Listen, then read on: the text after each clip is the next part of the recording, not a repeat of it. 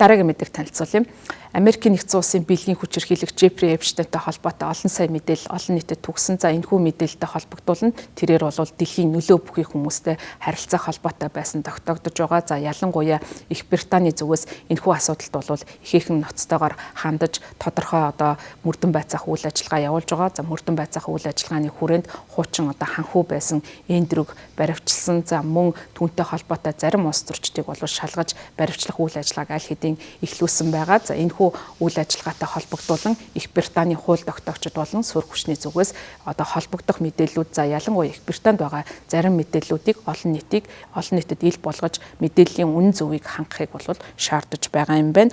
Америкийн эрх баригчдын зүгээс өнгөрсөн сард энэхүү мэдээллүүдийг ил болгосон. За энэхүү мэдээллээс үзэхэд Их Британий улс төр хааны хүрээллийн олныг цочртуулсан ийм мэдээллүүд бий болж байгаа. За үүнээс шалтгаалan олон нийтийн зүгээс нэр бүхий хүмүүстэй холбоотой мэдээллийг ил болгох мөрдөн шалгах үйл ажиллагааг явуулахыг Их Британий засгийн газарт шахалт тавих болсон. За тийм учраас цагдаагийнхан 2 тусдаа мөрдөн байцаах үйл ажиллагааг явуулж байгаа. За өмнө нь хунтааж байсан Эндрю Маунтбетн Виндзорыг 2001-ээс 2011 онд худалдааны элчээр ажилласантай холбоотой баримтчгийг ил болохыг засгийн газраас шаардах саналыг Меган гарагт парламентэд оруулж ирнэ гэж либерал ардсан нам мэдэгдэж байгаа. За хунтаажийг өнгөрсөн 7 хоног төрийн албан тушаалтаа байхдаа ёс зүйн үйлдэл хийсэн хэрэгээр баривчилсан. За либерал ардсан нам Меган гарагт парламентэд өргөн барихаар болсон мэдэгдэлтэй дуртахтаа Эндрю Маунтбетн Виндзорыг худалдааны элчтэй томьсонтой холбоотой шалгалтын баримтчгийг ил гаргахыг засгийн газраас шаардна гэсэн. За түүний хувьд бол энэхүү албан тушаалтаа ажиллаж байхдаа ёс зүйн үйлдэл гаргасан гэсэн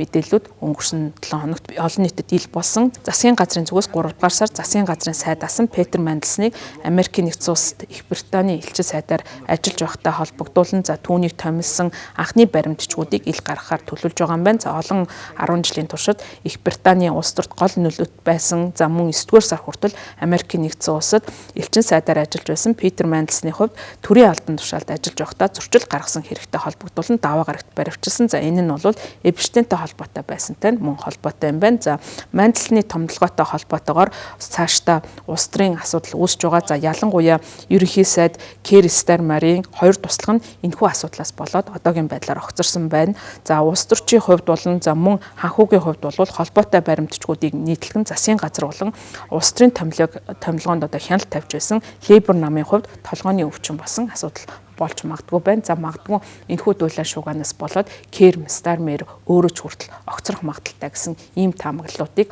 улс төрийн ажиглагчид хэлж байгаа юм. Өнгөрсөн жил цол хэрэгмээ хураалгасан 3 дугаар Чарльз хааны дүү Эндрю Маунтбетн Виндзорыг худалдааны элчээр байж ажиллаж байх хугацаанд Эпштейнд нууц бичгүүдийг өгсөн гэсэн мэдээлэл гарсны дараа шалгаж эхэлсэн Америкийн нэгдсэн улсын бэлгийн хүчирхийлэгчтэй ойр дотн харилцаатай байсныхаа улмаас удаан хугацаанд бол Эндрюгийн хувьд дуулаан шууганд орооцолдож байгаа. За хуучин ханхуу байсан түүний хувьд бол Эпштейнтэй ямар нэгэн холбоотой байсан гэдгээ бол хүлээн зөвшөөрсөн. Гэхдээ энэхүү холбоотой байсан явдал нь бол буруутай үйлдэл байгаагүй гэж үзэж байгаа. За өөрөөр хэлбэл өөрийнх нь үйл ажиллагаа бол хэдийгээр буруу байсан ч гэсэн төрийн болон үндэсний аюулгүй байдал мөн гэмт хэргийн шинжтэй үйлдэл гаргаагүй гэж өөрийнхөө өмөрч байгаа. Парламентийн гишүүд тухайн үеийн либер намын ерөнхий сайд асан Тони Блэрийн үед Эндрюг худалдааны элчээр томьсонтой холбоотой баримтчгуудыг ил болгохыг уриалж байгаа. За тухайн үед бол Петер Манделсон Блэрийн сонгуулийн кампанит ажилд бол чухал нөлөө үзүүлсэн. За үүний ачаар бол Блэр сонгуул ял байгуулж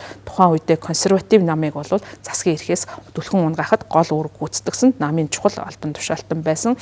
За Эндрю Маунтбетн Виндзорын намтрыг бичиж байсан Эндрю Лүний Associated Press агентлагт хэлэхдээ Блэр болон Манделсны хувьд түүнийг томилохыг хүссэн гол хүмүүс нь байсан гэж хэлж байгаа. За парламентэд өргөн барьсан дарга хүн гэж нэрлэгдсэн уг саналыг энэ сард ерөнхий сайд Кэр Стармер Петер Манделсныг 2024 онд Вашингтонд элчин сайдаар томьсонтой холбоотой баримтчгуудыг ил болгохыг шахахад амжилттай ашигласан гэдгээ мэдгдсэн. За Манделсны хувьд Эпштейнтэй гүн гүнзгий харилцаатай байсан гэсэн ийм мэдээлэл нь олон нийтэд ил болж байгаа. За ердөө бол 7 сарын дараа элч төлөөлөгчийн албан тушаалаас нь буулгахаас өөр аргагүй байдал үүссэн. За засгийн газрын сайд Бриджит Пилевсэн Мегмар гарагт Sky News телевизэд өгсөн ярилцлагада засгийн газар даваа гарагт баривчлагдсан згсэн Петер Манделсонтой холбоотой анхны баримтчгуудыг 3 дугаар сарын эхээр нийтлэн гэдгээ мэдгдсэн. Питер Манделсныг томилсон Кир Стармер Эпштейний хохирогчдоос уучлалт гуйсан. За мөн Вашингтонд албан тушаалыг нь шалгах явцдаа тэр бүүмтэн санхүүчинтэй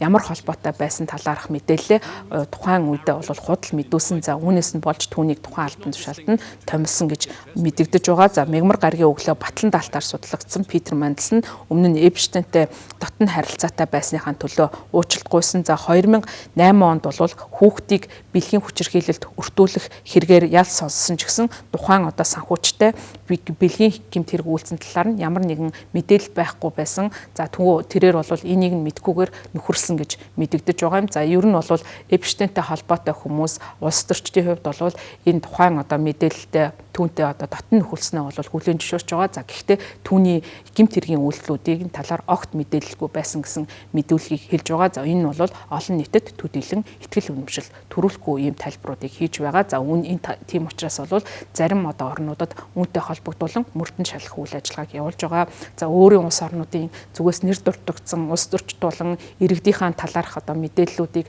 үнэхээр үндэсний аюулгүй байдал болон гэмт хэргийн шинжтэй хэсэг талаар бол зарим улсад одоо ийм одоо мөрдөн шалгах үйл ажиллагаа явуулж байгаа. За Польшид гэх юм бол Эпштейн нь Оросын холбооны улсын тагнуулын албатай холбоотой хэсэг талаарх судалгааг хийж байгаа. За мөн Эпштейнийг Израилийн тагнуулын алба болох Моссадтай холбоотой гэсэн ийм мэдээллүүд олон нийтэд ил болж байгаа. За үүнтэй холбоотой бас ийм одоо мөрдөн байцаах үйл ажиллагааг явуулах шаардлага үүсэж байгаа. За одоогийн байдлаар Америкийн нэгдсэн улсын олон нийт засаг захиргаа за тэр дундаа Трампын засаг захиргааг бол тухайн одоо асуудлыг мөрдөн шалгахад бол удаашралтай хандаж байгаа гэж буруутгаж байгаа. За ялангуяа Трампын өөрийнх нь нэр нь бол тухайн бичиг баримтад олон удаа дурддагдсан учраас засаг захиргааны зүгээс ерөнхийлөгч болон бусад одоо албан тушаалтнуудын нэр хүндийг хамгаалах зорилгоор тухайн хэргийг мөрдөн шалгахаас бол татгалзаж энэ одоо үйл ажиллагааг явуулахгүй удаашруулж байгаа гэсэн буруутгалыг илэрхийлж байгаамаа.